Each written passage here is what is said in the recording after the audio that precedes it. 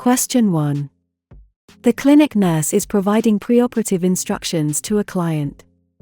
When reviewing the client's current medications, which one should the nurse advise the client to discontinue 5 to 7 days before surgery?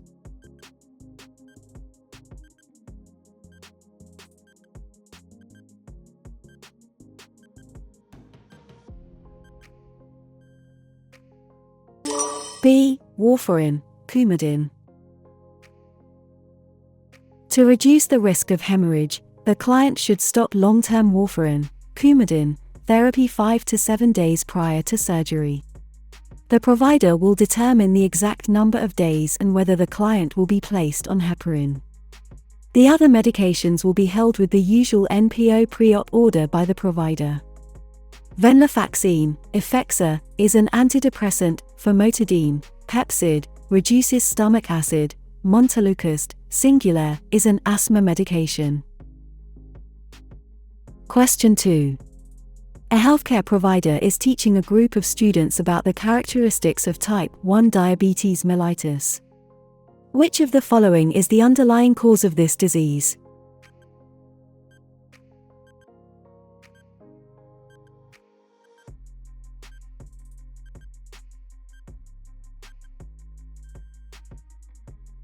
B. Destruction of pancreatic beta cells. Insulin is produced by the beta cells of the pancreas.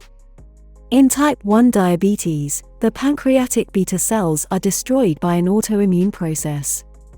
The person loses the ability to produce insulin and must rely on injections to survive. There is currently no cure for type 1 diabetes. It requires intensive, lifelong medical management of the blood glucose level. Question 3. An electrocardiogram strip shows that the PR interval is 6 small boxes in length. The nurse knows this indicates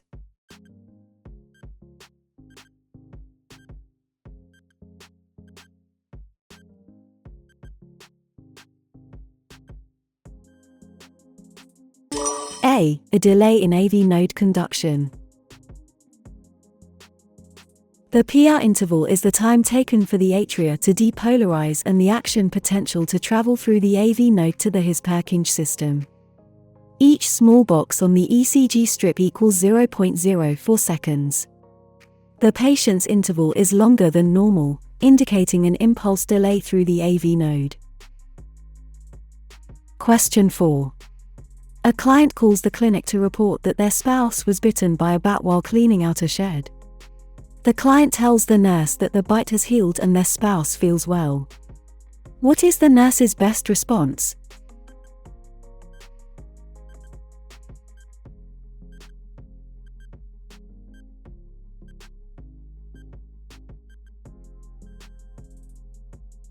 A. Your spouse must come to the clinic right away.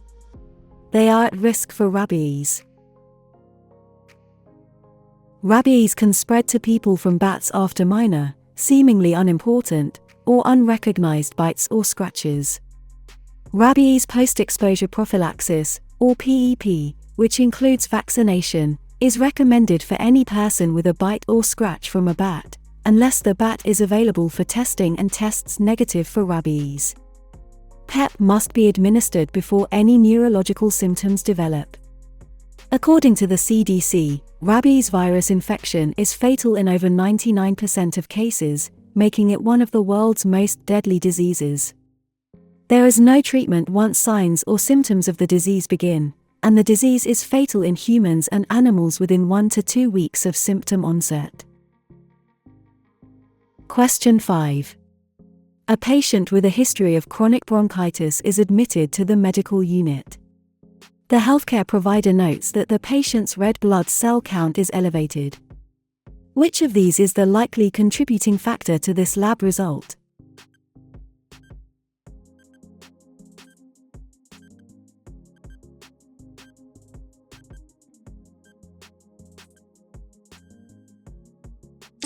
C. Chronic hypoxia.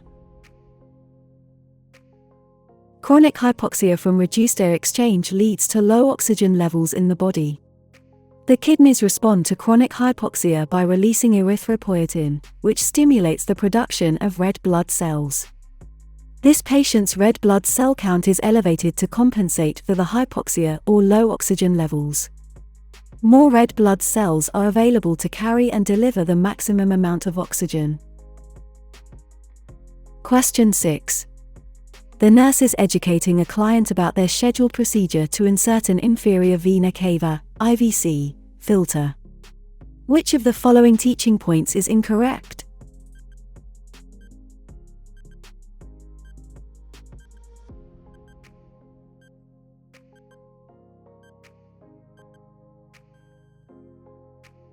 A. The IVC filter will be replaced every 6 months.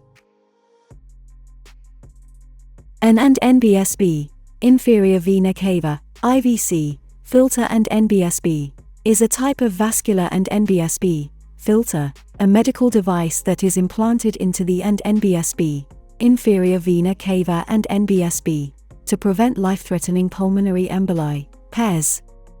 Although an IVC can be left in permanently, some providers will remove it when the associated medical issue is resolved.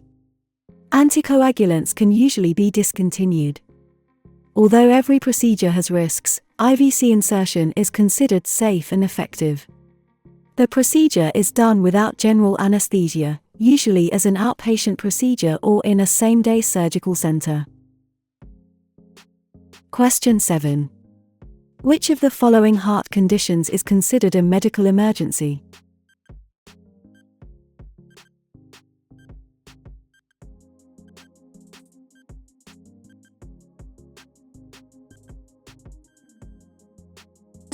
A. Cardiac tamponade. Cardiac tamponade is an emergency, life-threatening condition in which fluid accumulates rapidly in the pericardium, the membrane surrounding the heart. This fluid buildup is called a pericardial effusion. The fluid quickly compresses the heart, preventing it from adequately pumping blood, because it cannot fill properly. A pulse deficit is often associated with irregular cardiac rhythms and can be a sign of decreased cardiac output. Pericarditis is a condition in which the pericardium becomes inflamed. Angina is a symptom of coronary artery disease, chest pain or discomfort that occurs when the heart muscle does not receive adequate oxygen. Question 8. When a client suddenly experiences asystole or pulseless electrical activity, PEA, which vasopressor is administered first?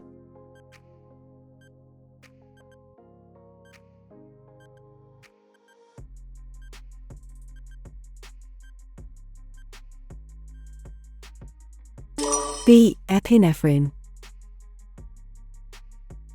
A vasopressor is a medication that produces vasoconstriction and a subsequent rise in blood pressure.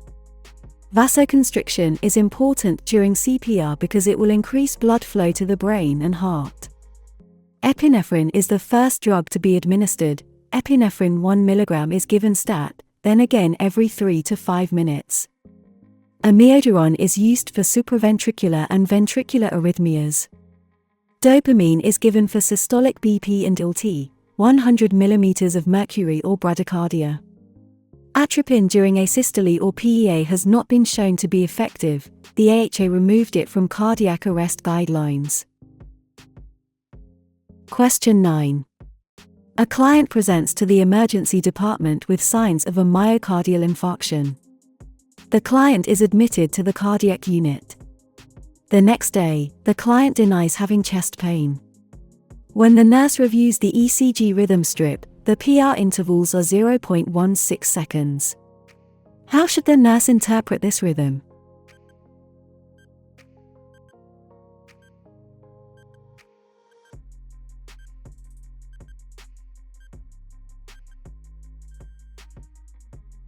B. This is within normal PR interval limits. The and NBSB, PR interval and NBSB, is the time from the onset of the P wave to the start of the QRS complex. It reflects conduction through the AV node.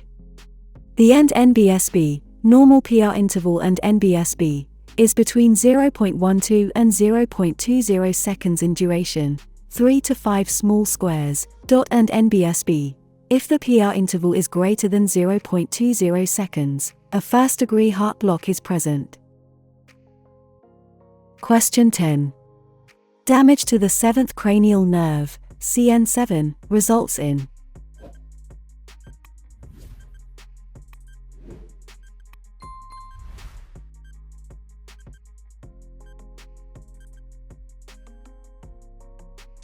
C. Facial pain. The facial nerve is cranial nerve, CN7. If damage occurs, the patient may experience facial pain. Paralysis of CN7 is called Bell's palsy. Smell is controlled by cranial nerve I, olfactory. Eye movement is controlled by CN3, oculomotor, CN4, trochlear, and CN6, abducens. CN8, vestibulocochlear, controls balance and hearing. Question 11. Which of the following statements by the parent of a pediatric patient would indicate that further education is needed?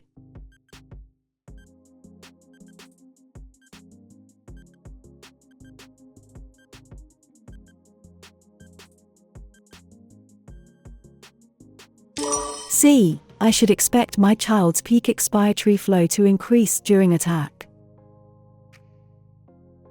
Peak expiratory flow rate measures how quickly a patient can exhale. Peak expiratory flow decreases during an asthma exacerbation because of restricted airways. Restlessness is often an early sign of hypoxia, which can occur during an asthma attack. Wheezing is often heard during an acute asthma attack, but it is not always present. Early signs of an asthma attack include coughing that doesn't stop, severe wheezing on both inhalation and exhalation, rapid breathing, neck and chest retractions, difficulty talking, pale, sweaty skin, and feelings of panic or anxiety. Question 12. The nurse is caring for a 17-year-old athlete who sustained a basilar skull fracture during a football game. The nurse knows to assess for battle sign in 24 to 48 hours post-injury. Where will the nurse observe this sign?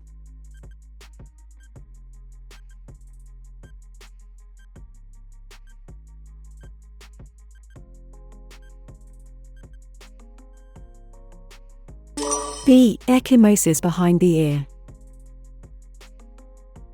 Battle sign is bruising over the mastoid process. It is primarily caused by a type of serious head injury called a basilar skull fracture or basal fracture, which occurs at the base of the skull. And NBSB. According to Johns Hopkins Medicine, it's the most serious and most common type of skull fracture. The danger is from associated injuries to the brain, spinal cord, and blood vessels that run through the skull to feed the brain. Question 13. When reading an electrocardiogram strip, what occurs during the QRS waveform?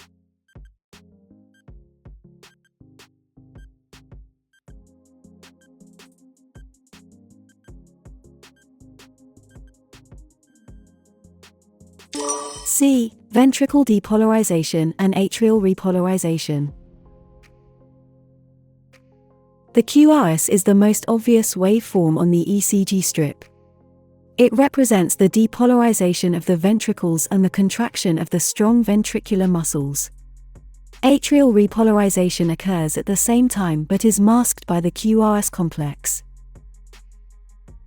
Question 14. The nurse working on a cardiac unit reviews a client's daily laboratory results. With a potassium K level of 5.7 millimoles per liter, what ECG changes can the nurse expect to see?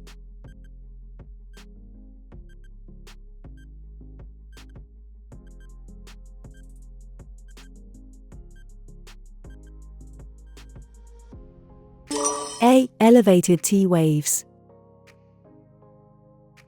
Normal potassium K ranges 3.6 to 5.2 millimoles per liter, mol L. A value of NGT 6.0 mol L is a medical emergency. Elevated K levels, hyperkalemia, causes peak T waves, as well as P wave widening and flattening, PR prolongation, and bradycardia. ST segment elevation indicates a myocardial infarction. No visible P waves indicates atrial fibrillation. A wide QRS complex indicates ventricular tachycardia. Question 15. The nurse is educating a client being discharged after a total hip arthroplasty. Which instruction should be included?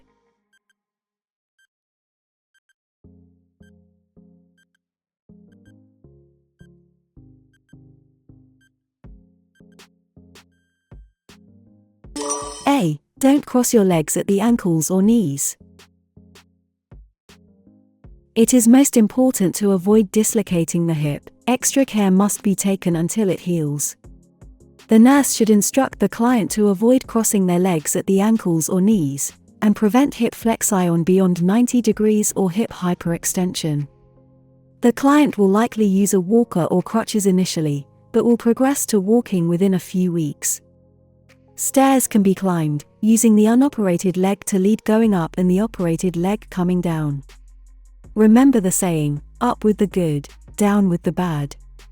The client should be taught to do dressing changes and report anything unusual to the provider. Activity is encouraged. Question 16. The oncology nurse is assessing a client who had a bilateral mastectomy and started chemotherapy 2 weeks ago. Which finding is most important to report to the healthcare provider, HCP?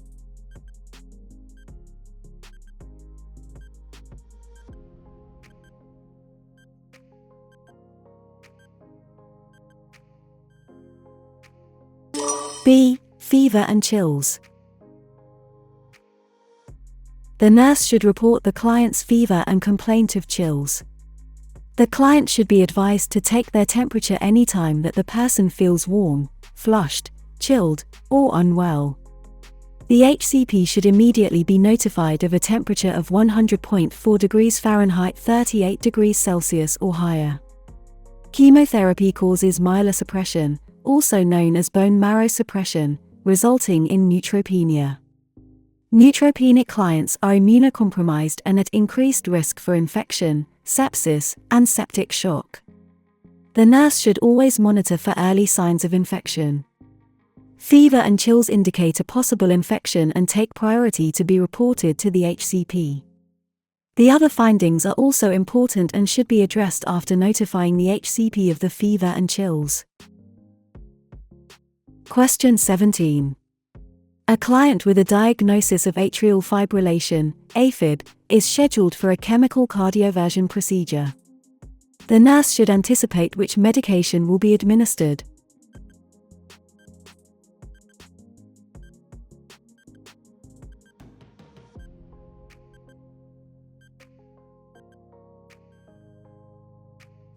C. Amiodarone, Cordarone.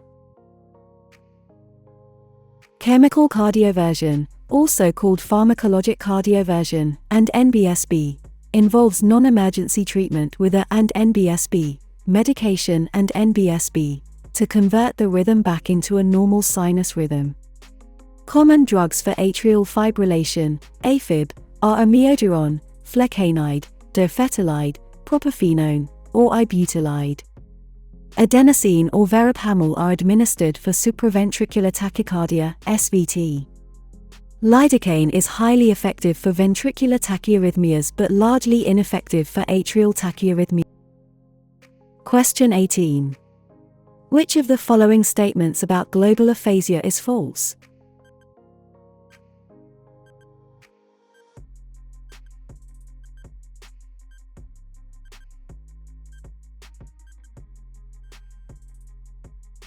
B. The client's intellectual capability is damaged. Global aphasia is the most severe form of aphasia and is applied to clients who can produce few recognizable words and understand little or no spoken language. Clients with global aphasia can neither read nor write. As with other, milder forms of aphasia, individuals can have fully preserved intellectual and cognitive capabilities unrelated to language and speech. Question 19. A patient in hypovolemic shock has the following clinical signs: heart rate 120 beats minute, blood pressure 80/55 millimeter of mercury, and urine output 20 milliliters per hour. After the healthcare provider administers an 4 fluid bolus, which of these signs, if noted by the healthcare provider, would be the best indication of improved perfusion?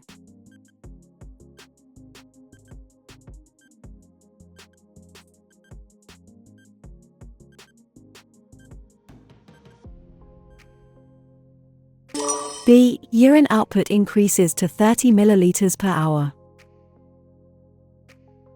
Perfusion involves blood and oxygen delivery to the tissues. The best indication of improved tissue perfusion is increased urine output. Adequate perfusion is indicated by 30 milliliters per hour. Question 20. The clinic nurse is educating a client with asthma who keeps experiencing recurring sinusitis. Which statement by the client indicates an understanding of the nurse's instructions?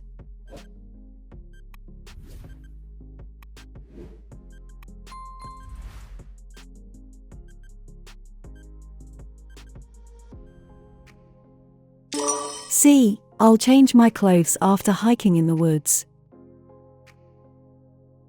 Allergies often precipitate sinusitis. Hand washing and removing allergens from clothing can reduce allergy symptoms and the risk of sinusitis. The use of nasal decongestant sprays for more than 3 days often leads to increased rebound congestion when their use is discontinued. The client can use saline nasal sprays, which relieve congestion without rebound effects. Sinusitis is much more common in asthmatics. About 50% of clients with moderate to severe asthma experience chronic sinus inflammation. Smoking is a risk factor for sinusitis and should be avoided entirely. The client should drink at least 8 glasses, 8 ounces each, of water daily, to thin secretions and reduce the risk of infection. To promote sinus drainage, the client should sleep with the head elevated or upright, not flat. Question 21. A healthcare provider is caring for a 3-month-old infant diagnosed with infectious gastroenteritis. The infant is lethargic, and the mucous membranes are dry. Which additional finding would support a diagnosis of moderate dehydration?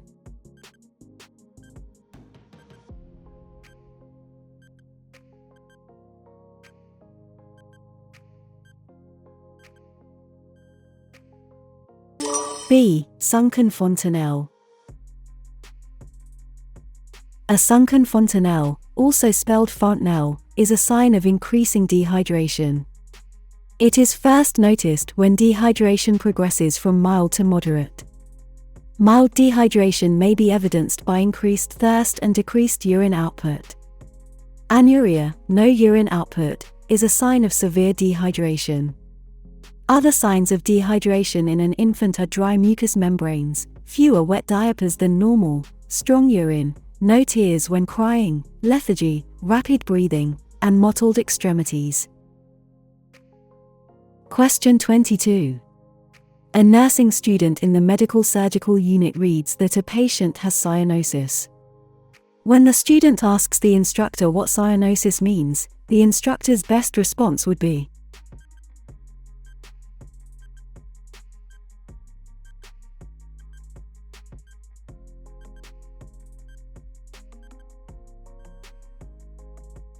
C. Cyanosis is the blue coloring of the skin and mucous membranes in the presence of poorly oxygenated blood. Cyanosis means that there is a blue color noted to the skin, mucous membranes, and nail beds, secondary to poorly oxygenated blood. When blood is fully oxygenated, it appears bright red. When it lacks sufficient oxygen, the blood is a dark purple or bluish red. Question 23. During an assessment of a patient's abdomen, the healthcare provider notes a pulsating abdominal mass.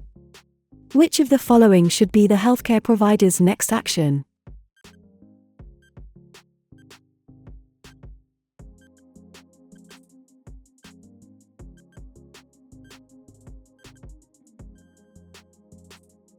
B. Assess femoral pulses. A pulsating mass may indicate the presence of an abdominal aortic aneurysm, AAA. Assessing the pulses distal to the aneurysm will provide information regarding the degree of circulatory compromise.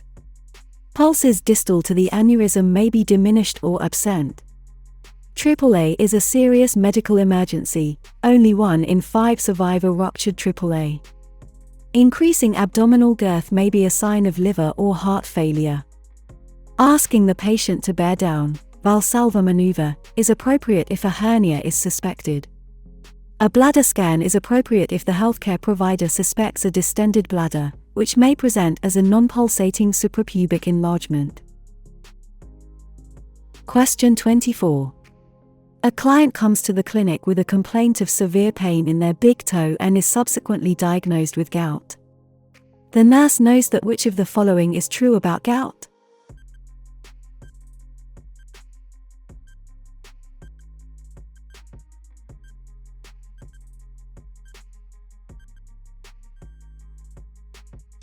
C. High-purine diets are a cause of gout. Gout is one of the most common forms of NBSB, inflammatory arthritis and NBSB, and can cause extreme pain, joint swelling, warmth, and redness. About half of gout cases affect the big toe joint, metatarsophalangeal joint, while the remaining cases typically affect other joints in the foot as well as the knee, elbow, wrist, and fingertips. The cause is a buildup of uric acid crystals in a joint. Purines, found in many foods, produce uric acid during metabolism. Red meat, game, seafood, and alcohol contain high levels of purines. Additionally, beer is made with brewer's yeast, which is high in purines. Males are more likely to get gout than females. Symptoms worsen during the night because body temperature drops and uric crystals form in the joints, causing the person to awaken with severe pain. Question 25. The nurse is speaking with the parent of a 3-year-old boy who is being evaluated for Wilm's tumor. Which of the parent's statements should the nurse immediately report to the healthcare provider, HCP?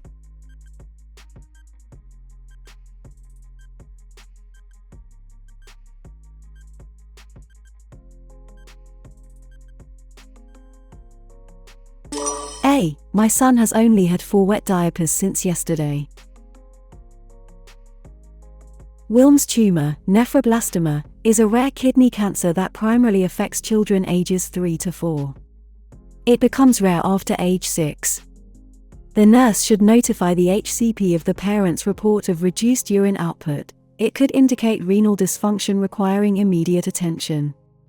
Children treated for the tumor are at a higher risk for kidney failure. An asymptomatic abdominal mass is often the first sign of Wilm's tumor, and occurs in about 80% of children with Wilm's tumor, abdominal pain or hematuria in 25%, and hypertension or gross hematuria in 5 to 30%. With current multimodality therapy, approximately 80 to 90% of children with a diagnosis of Wilm's tumor survive. The abdominal mass will make clothing tight. Fatigue is common. Food choices aren't related to Wilm's tumor, although loss of appetite is possible. Question 26. When caring for a patient who has a pneumothorax, which of these actions should the healthcare provider include in the patient's plan of care?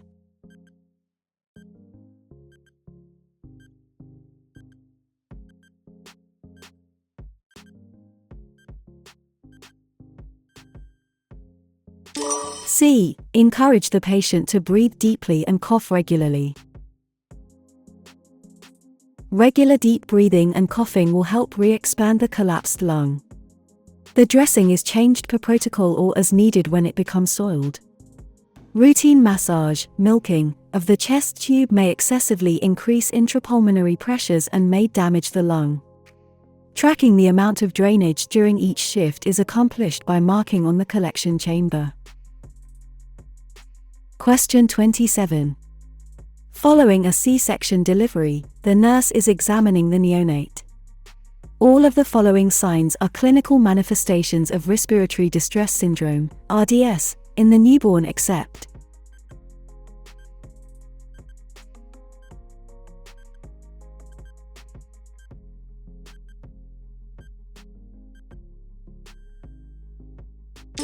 C. Respiratory rate of 40 breaths per minute. Normal respiration rate at birth is 30 to 60 breaths per minute. Signs of RDS include tachypnea and GT, 60 bpm, grunting with each breath, nasal flaring, chest retractions, and cyanosis of lips, fingers, and toes. Respiratory distress syndrome, RDS, in newborns occurs when the neonate does not have enough lung surfactant, usually when the infant is premature. Other risk factors or causes are siblings that had RDS, twins or multiple births, C-section delivery, hypothermia, maternal diabetes, and infection. Supplemental oxygen is given immediately. Surfactant can also be administered by an ETT tube. Question 28. Which of the following conditions most commonly causes acute glomerulonephritis?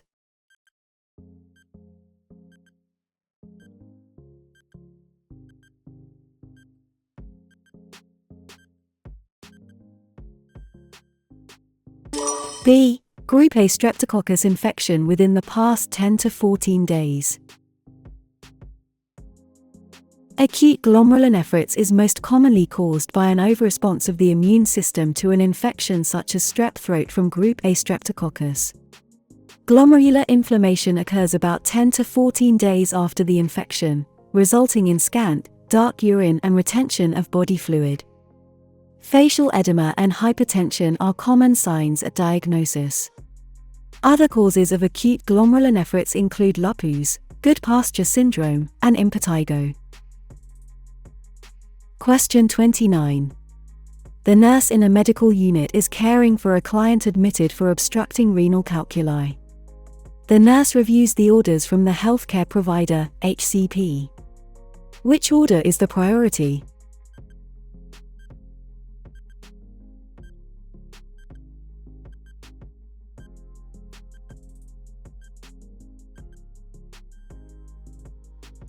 A. Morphine sulfate to relieve pain.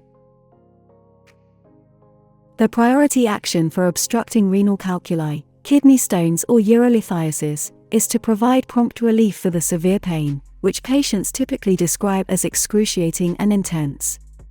Oral hydration or intravenous fluids will help move the stones through the urinary system, but this can be initiated after pain management. Applying a warm compress over the flank may help the pain, but narcotic analgesics are needed for this diagnosis. A kidney stone is not an infection and does not require intravenous antibiotics. Kidney stones are ranked as one of the top 3 painful medical conditions. The other 2 are sickle cell disease and childbirth. Question 30. During an interview with a patient with a diagnosis of Parkinson's disease, PD, which of the following speech patterns will the healthcare provider anticipate?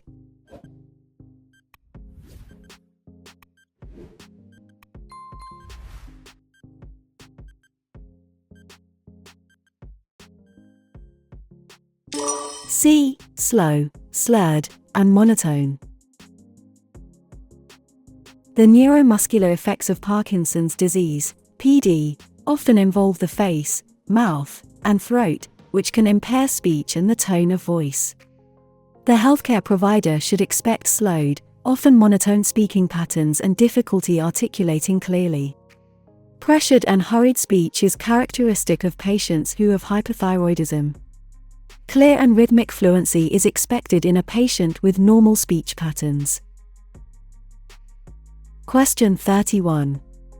The emergency department physician inserts a chest tube in a client with a traumatic right-sided pneumothorax. The chest tube is connected to a water-seal drainage unit before the client is transferred to the ICU. When the ICU nurse performs an initial assessment, the nurse notes that the client is tachypneic, experiencing shortness of breath, and has an O2 saturation level of 86%. Breath sounds on the right side are absent. What is the nurse's first action?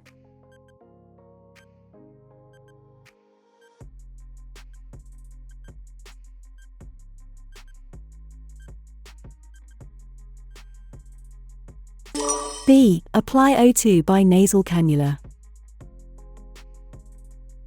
Remember the ABCs: airway, breathing, circulation. In this case, the nurse should immediately provide supplemental oxygen. Dyspnea, tachypnea, and hypoxemia are indications that the chest tube has been dislodged and the pneumothorax is unresolved. The nurse will also need to notify the HCP or emergency department, take vital signs, and prepare for a second chest tube insertion. A chest X-ray will be needed after the chest tube is placed. Pain medication is not the nurse's first action during this emergency situation, but it will be appropriate when the nurse is able to administer it. Question 32. Following a prostatectomy, the client is receiving continuous bladder irrigation, CBI, via a three-way Foley catheter. The provider has prescribed that the irrigation solution be titrated to maintain a drainage of which color?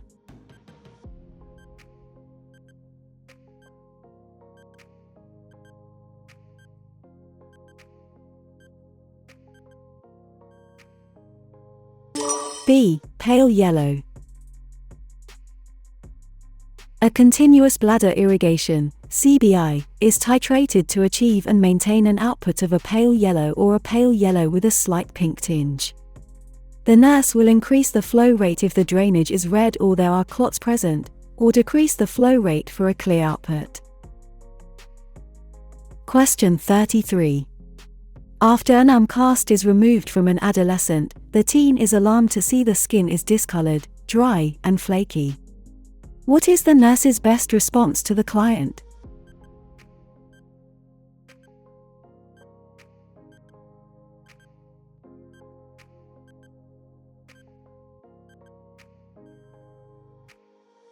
C. Be patient. Soak your arm in warm water for a few days to soften and gently rub with a washcloth. After a cast is removed, the skin may appear discolored, dry, and flaky, due to the layers of dead skin that have built up while the cast was in place. A few soaks in warm water will soften the dry, flaky skin. It can then be removed with a washcloth. This may take a few days, but be patient and avoid scrubbing the skin. The client can also apply non-alcohol lotion to soften the skin, if desired. The client should be instructed not to pick or peel dry skin areas, or scratch the tender skin with their fingernails. Avoid overexposure to the sun or sunburn. Question 34. After 4 weeks of external radiation therapy, a client develops moist desquamation. This condition is characterized by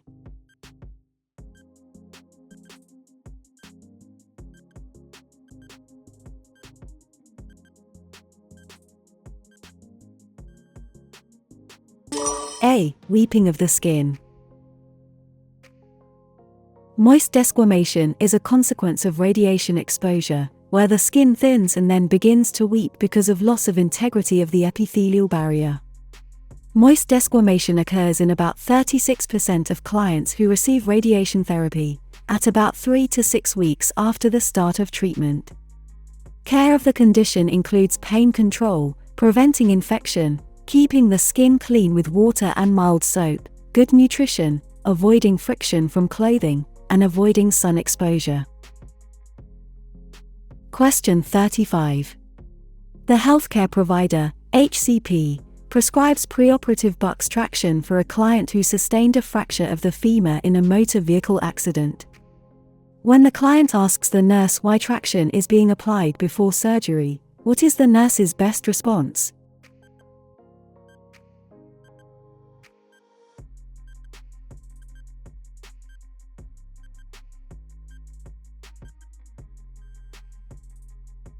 B. It reduces muscle spasms and pain before the operation. Buccal traction, also called buccal extension traction, is a type of skin traction that uses splints, bandages, and tape to stabilize and realign a fracture. After application, weights and pulleys are attached and pressure is applied to hold the fracture in place. Buccal traction prevents muscles and tendons from pulling the fracture into a shortened or bent position, lessens painful movement and muscle spasms at the fracture site, and reduces nerve pressure. It is widely used for femoral, hip, and acetabular fractures. Some people only need traction for a short period, such as 24 hours, while others need it for several weeks. Question 36. A nurse is monitoring a 4-year-old child for signs of increased intracranial pressure after the child fell off a bicycle, resulting in head trauma. Which of the following signs or symptoms should the nurse report immediately?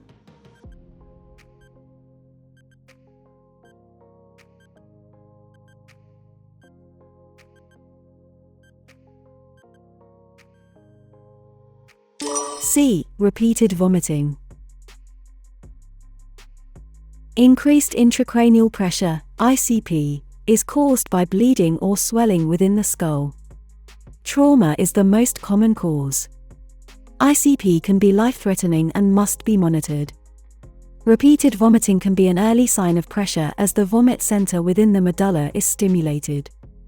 Other signs of ICP are headache, confusion, unresponsive pupils, double vision, increased blood pressure, shallow breathing, and seizures. The anterior fontanelle is closed in a 4-year-old child. Falling asleep at 10 p.m. is normal behavior for a 4-year-old. The average 4-year-old child should not be expected to read. Question 37. The nurse is teaching a client with a diagnosis of chronic obstructive pulmonary disease, COPD, how to do pursed lip breathing. The client asks why it's important to learn this technique. What is the nurse's best response?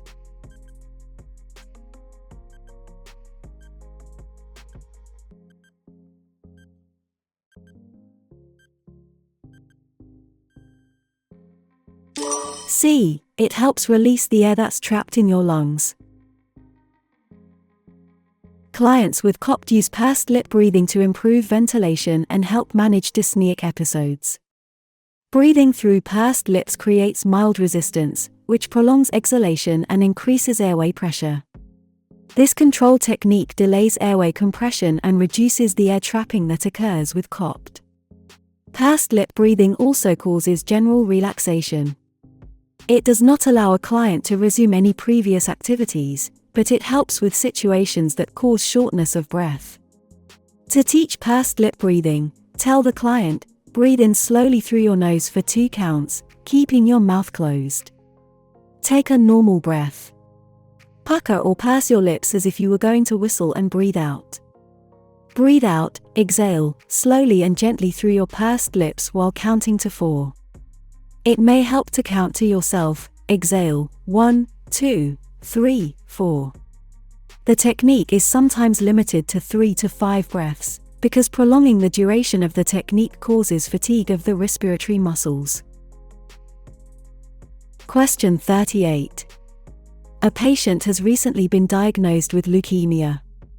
From this diagnosis, which of the following symptoms would a healthcare professional expect?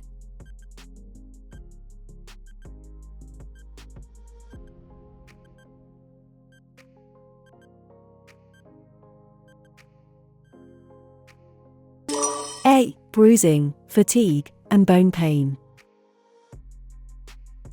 Because the bone marrow is not making an adequate number of red blood cells and platelets, the patient will experience fatigue from anemia and bruising from decreased platelets. Bone pain is caused by the stretching of the periosteum due to excessive white blood cells. The CBC may show increased blasts or immature white blood cells crowding out the normal RBCs and platelets. Question 39. A client with a previous diagnosis of acquired immunodeficiency syndrome, AIDS, presents to the clinic because they are worried that they might have Kaposi's sarcoma. Which of the following is an early characteristic sign of this disease?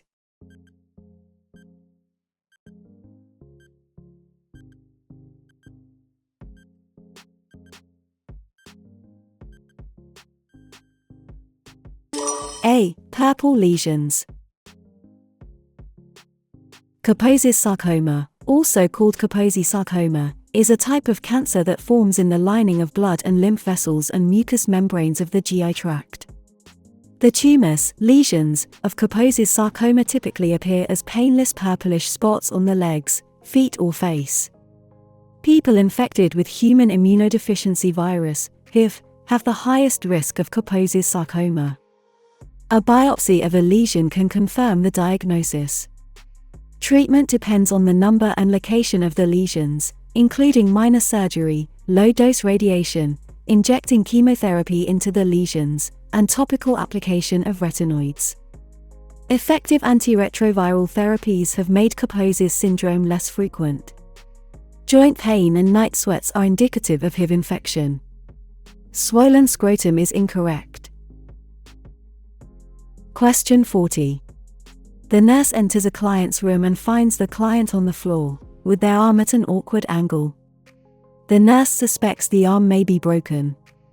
What is the nurse's first action?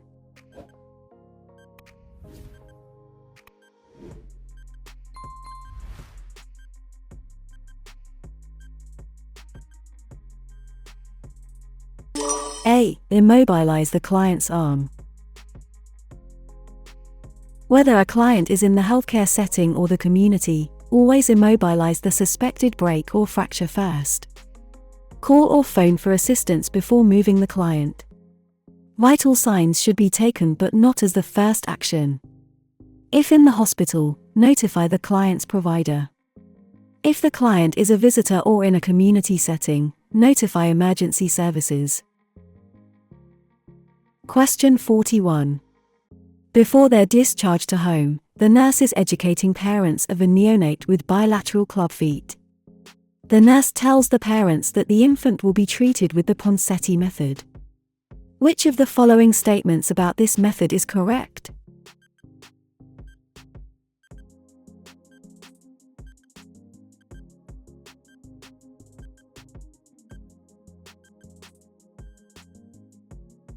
D. The infant will get a weekly cast for 12 weeks. Clubfoot is the common name for congenital talipes equinovarus, CTEV. Because a newborn's bones, joints, and tendons are very flexible, treatment of clubfoot usually begins in the first week after birth. The goal of treatment is to improve the way the child's foot looks and works before the child learns to walk, in hopes of preventing long-term disabilities. The Ponseti method is the most widely practiced technique for initial treatment of infants born with club feet. It yields excellent short and long-term results. The infant undergoes weekly manipulation and casting of the foot or feet for 12 weeks. Each cast holds the foot or feet in the corrected position, allowing for gradual reshaping. The final cast remains in place for 3 weeks. The foot or feet are then placed in orthotic shoes worn 23 hours a day for 3 months, then nightly until age 5. The child may also need a minor procedure that lengthens the Achilles tendon. Question 42. During a routine physical, a nurse assesses a 12-year-old child with a diagnosis of juvenile idiopathic arthritis, JIA. Which of the following complaints by the child is the first priority?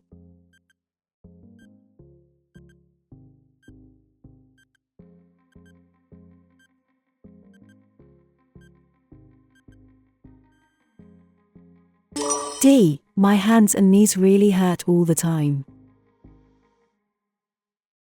Juvenile idiopathic arthritis, JIA, is the most common type of arthritis in children under age 16. It typically causes joint pain and inflammation in the hands, knees, ankles, elbows, or wrists, as well as in other body parts. It is an autoimmune disease. While all the statements should be addressed, the child's pain must be managed first. Question 43. The nurse accompanies a client for an intravenous pyelography, IVP, procedure with iodine contrast material. The nurse should monitor the client for all of the following reactions to the contrast material except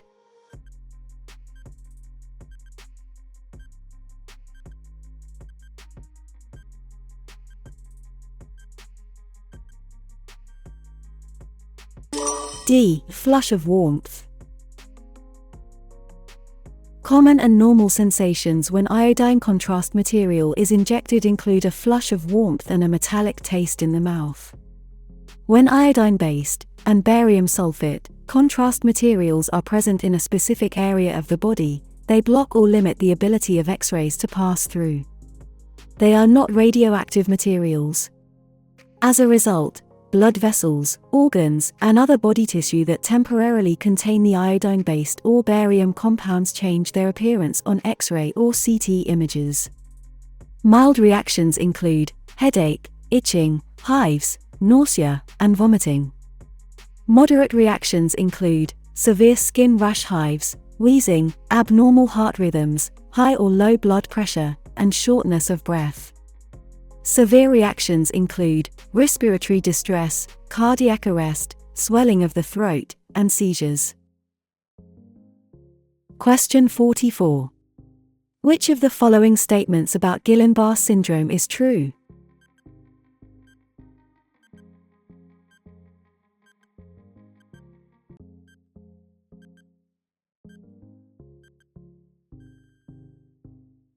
D. Guillain-Barré syndrome often follows a viral infection.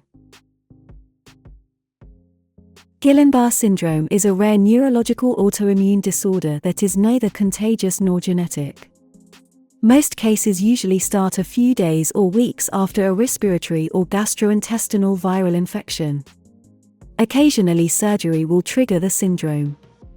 Weakness on both sides of the body is the major symptom that prompts most people to seek medical attention. It can range from a very mild case with brief weakness to nearly devastating paralysis, leaving the person unable to breathe independently.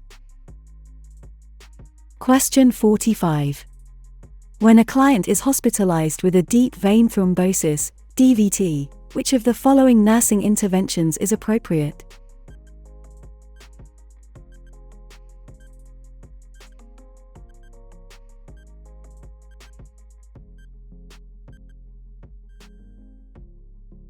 D. Elevate the affected leg above the heart. Treatment for a DVT involves bed rest to avoid dislodging the clot, applying warm heat to reduce leg swelling, and elevating the affected leg, or both legs.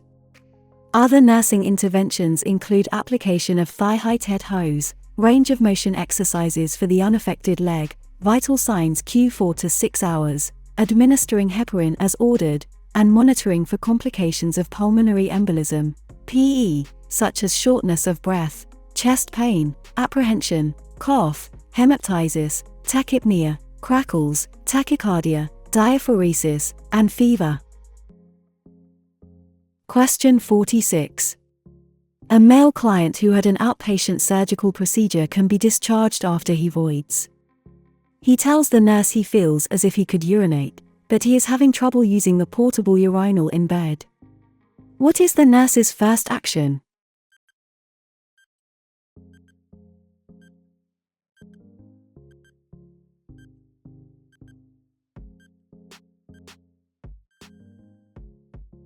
D. Assist the client to stand to void. Males who are accustomed to standing while urinating may have difficulty initiating flow in a sitting or lying position. The first action is to assist the client to stand to urinate, since this is a familiar position. The other options may be necessary if standing doesn't work. Question 47. A patient who has experienced a stroke is being monitored during the acute management phase. The clinician notes that the patient's intracranial pressure, ICP, is 30 mm of mercury. Which of the following interventions should be performed first?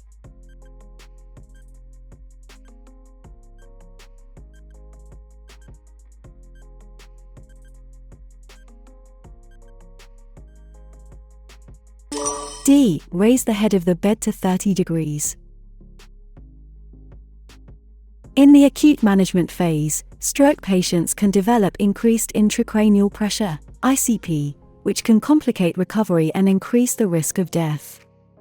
An ICP greater than 20 mm of mercury requires immediate intervention. The head of the bed should be elevated to 30 degrees to allow for an immediate decrease in ICP. Laying the patient flat would decrease venous drainage from the brain and contribute to increased ICP. Vital signs and other neurological assessments should be performed afterward, and the provider should be notified. Assessing the patient's level of consciousness and taking their vital signs are important if a change in ICP is noted, but those are not the priority interventions. SIMS position is used for rectal exams and administering enemas. Question 48. A healthcare provider is caring for a patient with a diagnosis of first-degree atrioventricular (AV) block. Which of these waveform patterns identified on the cardiac monitor is consistent with this arrhythmia?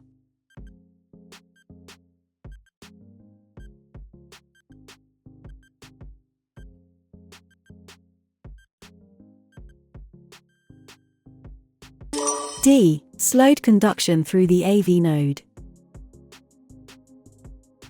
In first-degree AV block, there is a delay in impulse conduction through the AV node. The PR interval represents the time it takes for the impulse to travel through the atria to the AV node, to the His-Purkinje system, and through the ventricles. If the impulse is delayed at the AV node as with first-degree heart block, the PR interval will be prolonged. In a normal heart rhythm, the PR interval is 0.12 to 0.20 seconds. Question 49. A client with a diagnosis of Addison's disease comes to the clinic for an examination. The nurse can expect to find all of the characteristic signs and symptoms of Addison's disease except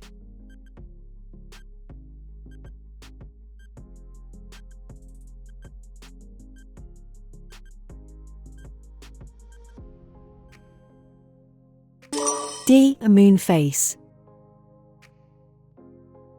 Addison's disease, also called adrenal insufficiency, is a disorder that develops when the adrenal glands, located just above the kidneys, produce too little cortisol and, often, too little aldosterone. Signs and symptoms include extreme fatigue, weight loss, decreased appetite, hyperpigmentation, dark skin, hypertension, salt craving, hypoglycemia, GI symptoms, abdominal pain, muscle joint pain, depression, and loss of body hair in females. A moon face is characteristic of Cushing's disease, with increased cortisol levels. Question 50. The ICU nurse assists with the insertion of a pulmonary artery catheter for a client with a myocardial infarction, MI. The healthcare provider, HCP, orders monitoring of the pulmonary artery pressure and pulmonary wedge pressure. What is the purpose of these measurements?